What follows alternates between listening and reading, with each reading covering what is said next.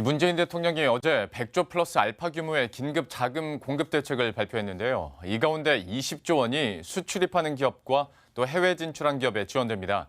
또 금융사의 외화 유동성 공급을 위해서는 외환 건전성 부담금을 면제하고 또 외화 유동성 커버리지 비율 규제도 완화하기로 했습니다. 이재경 기자가 보도합니다.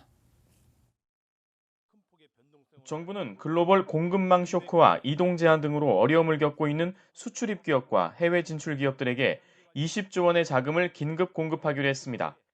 신규 유동성은 8조 7천억 원을 공급합니다.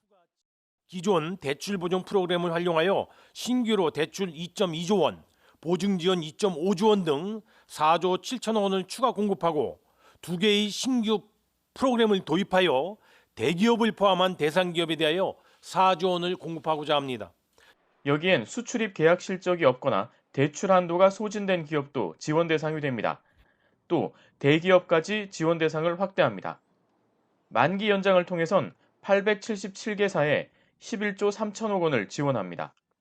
6개월 내에 만기가 도래하는 기존 대출에 대해선 최대 1년까지 만기를 연장합니다. 국내 금융시장과 외환시장, 외환자금시장이 변동성이 커진 만큼 금융사와 기업의 유동성 공급을 위해 선제 대응에도 나섭니다.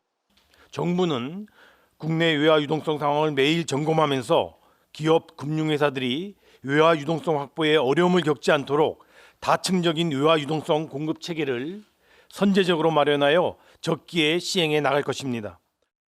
금융회사의 외화 차입 비용을 줄이기 위해 외환 건전성 부담금을 한시적으로 면제합니다.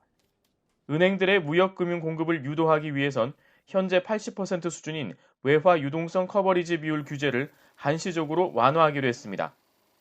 정부는 지난주 미국과 체결한 600억 달러 규모의 통화스와프 자금을 조속히 시장에 공급하는 등 시장에 대한 유동성 공급을 확대하기로 했습니다.